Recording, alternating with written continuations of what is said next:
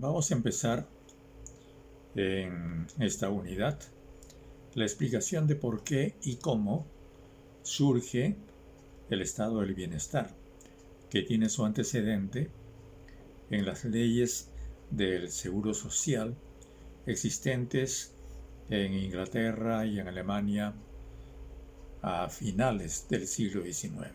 Entonces, primero expliquemos qué pasa con el seguro, cómo es que surge y después entramos al estado del bienestar. Pues para lograr la unidad del pueblo alemán, dado que Alemania estaba en proceso de unificación al final del siglo XIX, para contrarrestar una influencia revolucionaria externa que venía hacia Alemania desde los socialistas de Francia. Francia había tenido varias revoluciones, la del 30, la del 48 y la del 71 durante el siglo XIX, y además estaban los anarquistas de Rusia, y en general para tranquilizar a los trabajadores alemanes cuando Alemania estaba en un proceso aceleradísimo de industrialización. Otto von Bismarck, que era el canciller del emperador Guillermo I de Prusia, creó un sistema de protección social para los obreros de las industrias alemanas. Este régimen estaba compuesto por una ley de seguro de enfermedad y de maternidad, que fue promulgada en 1883, una ley de accidentes de trabajo, que fue promulgada al año siguiente, el 84, y el 89, 5 años después, promulgaron la ley final, que era de seguro de enfermedad, jubilación y defunción, como repito, el año 89. La ley de seguros de invalidez y vejez, esta ley de 1889, estableció un seguro fijo del Estado, con un complemento variable a partir de las cotizaciones de los patronos y de los trabajadores. Cuidaba de la atención a los riesgos. La obligatoriedad, sin embargo, de la afiliación estaba limitada solo a los trabajadores industriales. Solo para los trabajadores industriales. Al comienzo, el financiamiento fue tripartito, por empresarios y trabajadores, con subvenciones ocasionales del Estado, y la administración de cada seguro estaba separada de los demás. Tengamos en cuenta que esto lo hizo un gobierno durísimo, era un gobierno dictatorial, autoritario, totalitario. ¿Quién le iba a decir no al Kaiser y al canciller? Imposible. Pues en esos mismos años, los técnicos Saleil y Josserand crearon, justamente para dar sustento y argumentación a estos seguros, especialmente los de accidentes de trabajo, la teoría de la responsabilidad objetiva. La teoría de la responsabilidad objetiva correspondía en que se decía que el daño producido por una causa inherente a un objeto, aun cuando fuera solamente fortuito, ese daño debe ser soportado por el propietario de la máquina, del objeto, del instrumento. Porque se entiende que así como ese propietario se beneficia con el uso de esa máquina, también tiene que hacerse cargo de la culpa que la máquina tiene, porque la culpa no es del trabajador cuando él sufre un accidente de trabajo, la culpa es de la máquina, y el que tiene que hacerse responsable de esa culpa es el propietario de la máquina. Eso se llama la teoría de la responsabilidad objetiva. Bueno, pues esta teoría fue creada por, como dijimos, por Soleil y Josserand. En 1898, a los pocos años, Francia tomó las mismas medidas. Francia vivía en esa época la Tercera República. El emperador Luis Napoleón Bonaparte había sido derrotado de manera humillante en 1870 en la Guerra Franco-Prusiana. Y entonces, como una reacción contra la que había sido dictadura imperial de Napoleón III, Francia atravesaba por un periodo de ebullición de las masas trabajadoras y del pueblo. Y por tanto también esa Tercera República estuvo marcada porque se promulgaron allí muchas leyes sobre la educación, sobre la laicidad, sobre los derechos de huelga, de asociación y de reunión. Bueno, pues aplicada a los accidentes de trabajo, la responsabilidad objetiva se convirtió en Francia en la teoría del riesgo profesional, y eso sirvió como base para las leyes de accidentes de trabajo de Francia en 1898. La ley Bismarck de seguro de enfermedad obligó a la cotización de los empresarios en 2/3 de los gastos y la cotización de los trabajadores en 1/3. Esto permitía dar asistencia médica y un subsidio del 50% del salario mientras dure la enfermedad.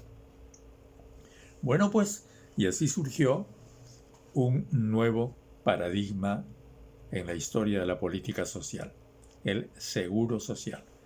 ¿Qué características tiene el seguro social?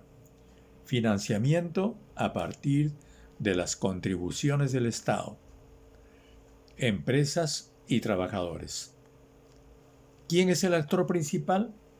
El Estado. ¿Cuál es la población que es objetivo de estas políticas? Los trabajadores industriales. ¿Hasta dónde llega la cobertura de los beneficios? Solamente a los contribuyentes, a los que le cotizan al seguro. ¿Cuál es el instrumento legal? Las leyes de seguro social.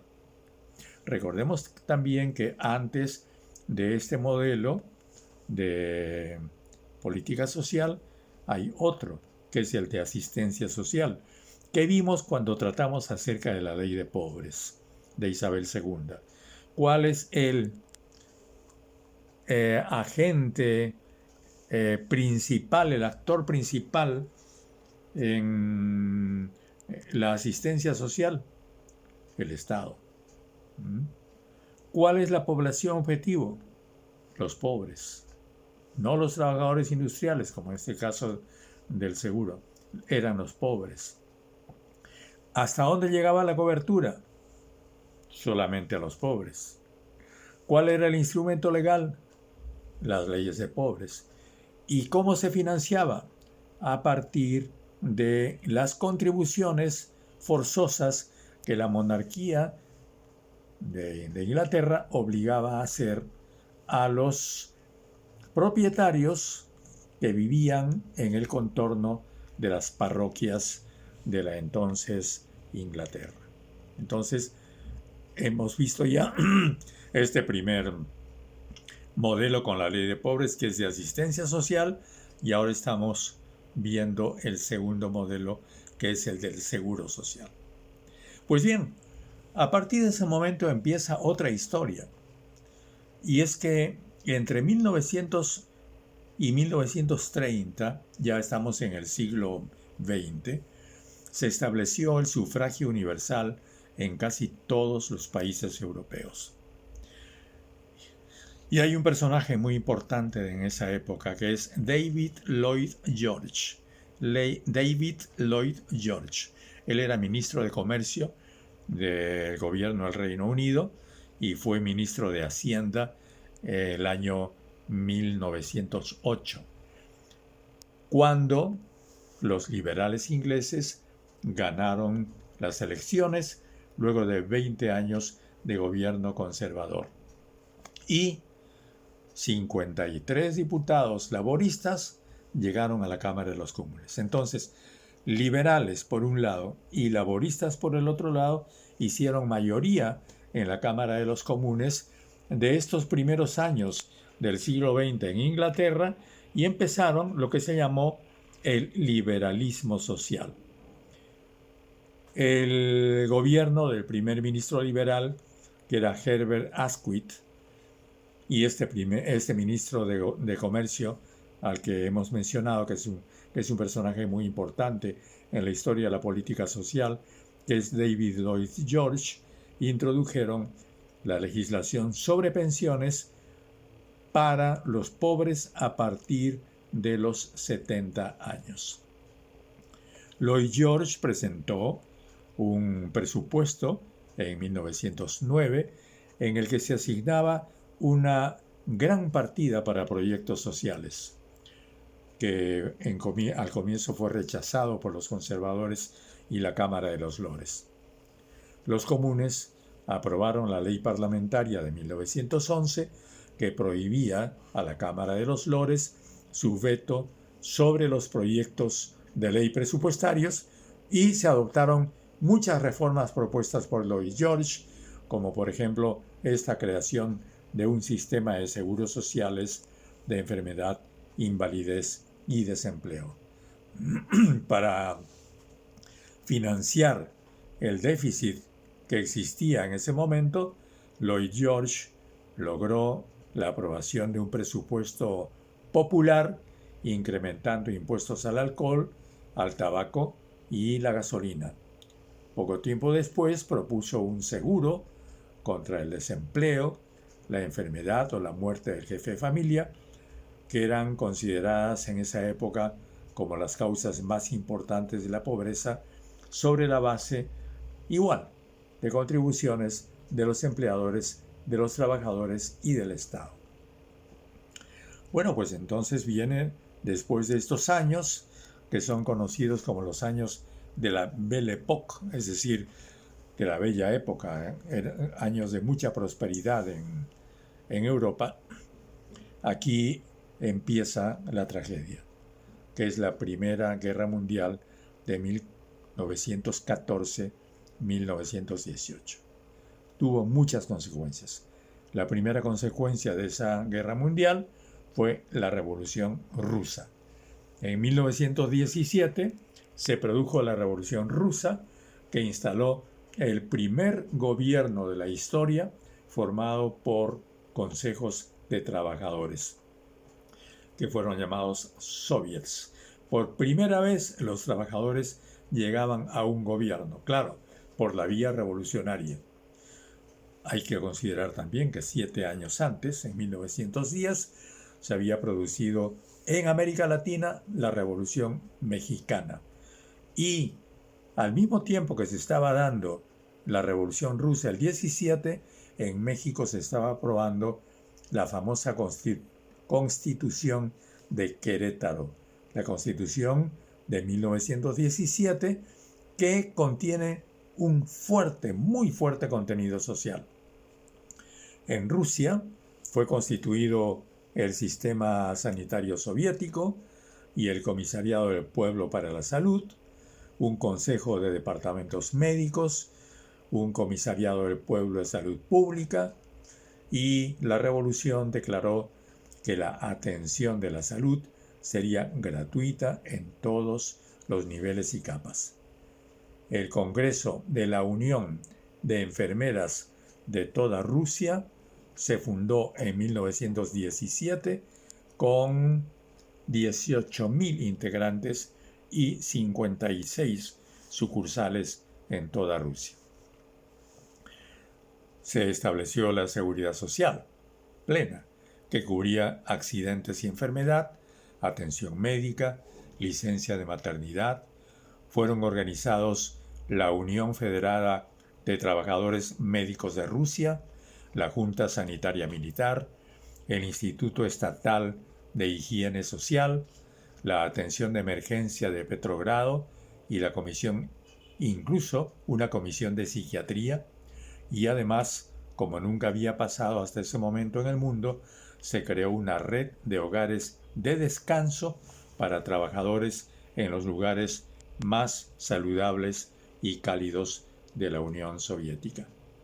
La mayoría de las farmacias y fábricas farmacéuticas fueron nacionalizadas, se empezó a producir medicamentos y productos farmacéuticos en el país, se establecieron escuelas locales de farmacia y el número de estudiantes de medicina aumentó de 19.785 que habían en 1913 a 63.162 en 1928 y 76.027 en 1932 y continuó aumentando durante toda la historia de la Unión Soviética hasta los años 90.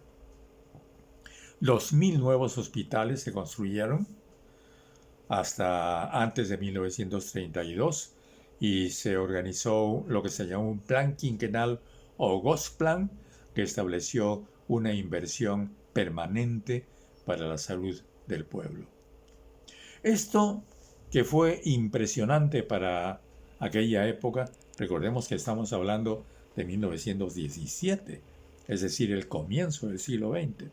Esto era absolutamente inopinado, nunca se había visto en el mundo. Entonces hubo una reacción y las Naciones Unidas, que en esa época se llamaba la Liga de las Naciones, crearon entonces la Organización Internacional del Trabajo. En Alemania, cuando se instauró la República Alemana de 1919, llamada también República de Weimar, se autodefinió como una república social. Y en toda Europa fueron aprobadas leyes sociales. La OIT, esta Organización Internacional del Trabajo, reconoció los derechos laborales como derechos universales de la humanidad. Entonces, a la Declaración de los Derechos del Hombre y del Ciudadano, que existía desde la Revolución Francesa, se añade los derechos laborales. Y bueno, luego vendrían periodos muy duros. Viene la terrible crisis económica de 1929 y como reacción contra la crisis de 1929, en que hubo una quiebra masiva de empresarios y una pobreza extendida en los Estados Unidos, el presidente de los Estados Unidos, Franklin Delano Roosevelt, organizó lo que se llamó el New Deal, es decir, un conjunto de leyes sociales y productivas para poner en reactivación la economía norteamericana.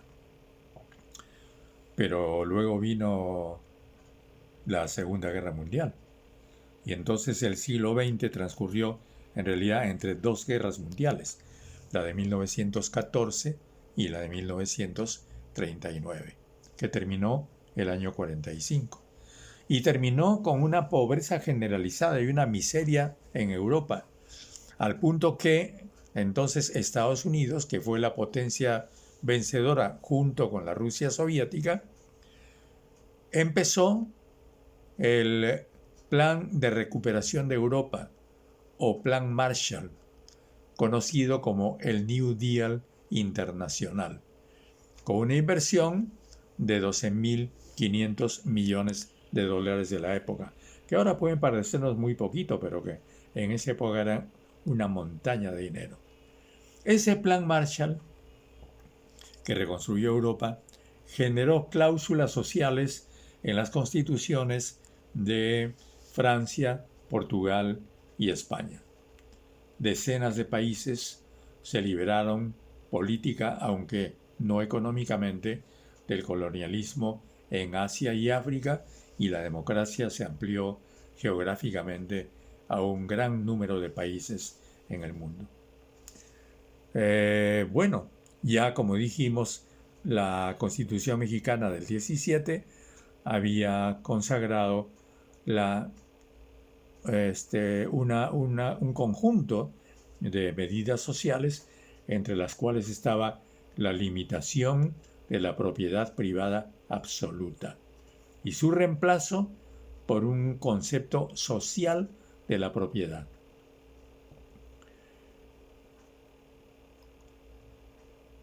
También en los años del crack de Wall Street, el economista inglés John Maynard Keynes escribe su famoso texto Teoría General sobre el Empleo, el Interés y el Dinero, donde sostiene la necesidad de que el Estado se convierta en el protagonista más importante de la reactivación económica de los países y también de las políticas sociales. Y es sobre esa base, como dijimos, que Roosevelt, el presidente norteamericano, promulga una serie de normas destinadas a proporcionar trabajo, realizar obras públicas, socorrer a los pobres, garantizar los precios de los productos agrícolas, administrar subsidios al paro, etcétera, etcétera, etcétera. Mediante la Social Security Act, o sea, Ley de Seguridad Social, estableció beneficios de retiro, seguro de desempleo, fondos estatales para madres y niños dependientes. En fin, se abre entonces una época que podríamos llamar la época de auge de la seguridad social en la mayor parte de países del mundo. Y el año 38, en Suecia, se firma el Acuerdo de Saltsjöbaden. Ese Acuerdo de Saltsjöbaden es firmado por los empleadores suecos, el gobierno sueco y los trabajadores organizados. En ese acuerdo se dice por parte de los trabajadores que los empresarios privados tienen derecho a la plusvalía, tienen derecho a las utilidades. Ellos dicen eso y lo acuerdan a cambio de que los empresarios reconozcan el derecho de los trabajadores a tener salarios negociados a través de sus centrales obreras. Y a su vez, el Estado es el garante de estos acuerdos de Saltsjöbaden, que son los acuerdos que dieron origen al gran sistema social sueco que hasta ahora existe. El espíritu de Saltsjöbaden, es decir, una voluntad de ambas partes por encontrar soluciones pacíficas sobre la base de la justicia social. Ese acuerdo estuvo vigente durante mucho más de 40 años. Y ese acuerdo fue el que permitió construir el sistema de seguridad social integral en Suecia. También en toda esta época viene una gran actividad de las mujeres por sus derechos, y el voto femenino se obtiene en Nueva Zelanda, Australia, Finlandia, Noruega, Dinamarca, el Reino Unido, Alemania, los Países Bajos, Polonia, Rusia, Austria y muchos otros países. Y se crea también en esos años el Día Internacional de la Mujer, que hasta ahora se celebra en todo el mundo. Todos estos son prolegómenos, son momentos iniciales para la generación del Plan Beveridge. ¿A qué llamamos el Plan Beveridge? Para defenderse de la amenaza alemana, cuando se desencadenó la Guerra Mundial, se movilizaron desde el Reino Unido, desde Inglaterra, Escocia e Irlanda y Gales. 15 millones de hombres y 7 millones de mujeres que fueron llamados al servicio militar. Eran la mitad de la población. Y entonces fueron a la guerra y se sacrificaron. Y por supuesto, cuando empezó la primera posibilidad del triunfo en la guerra, que fue más o menos en 1943, la reina de Inglaterra llamó a su primer ministro William Churchill para que diseñe la Inglaterra de la posguerra, que no debería ser igual a la Inglaterra de la preguerra. Y se estableció claramente que los problemas sociales que Inglaterra había tenido antes de la guerra no deberían existir después de la guerra. Entonces es que William Churchill a su vez llama a otro especialista, que era William Beveridge, para que redacte un informe sobre cómo sería la Inglaterra del futuro. Y Beveridge redactó su famoso informe sobre la seguridad social y servicios anexos. ¿Qué decía Beveridge en ese informe? Beveridge dice: es tiempo de revoluciones, no de parches. Así empieza. Y aquí hay varios gigantes que deben ser atacados. Esos gigantes, ¿cuáles son? La pobreza, la enfermedad, la ignorancia, la suciedad y la haraganería. ¿Cómo combatir esos gigantes? Hay que proveer seguridad a todos los ciudadanos ingleses, desde la cuna hasta la tumba. Y hay que atacar a la necesidad, porque el hombre, el ser humano, nunca será libre mientras padezca necesidades. Entonces, decía Beveridge, esta ley tiene que ser un ataque a la necesidad. Beveridge estableció varios principios que pongo en el texto, no los voy a leer porque sería demasiado extensa esta exposición. Simplemente debo decir que así fue como se creó el sistema de seguridad social en Inglaterra, que después fue extendido a Francia. Cuando en Francia triunfa la resistencia, se retiran los invasores alemanes y allí hay otra personalidad equiparable a la de William Beveridge, que es Jean Moulin, jefe clandestino de la resistencia francesa, que con el general Charles de Gaulle habían formado, y otros héroes más de Francia habían formado el Consejo Nacional de la Resistencia.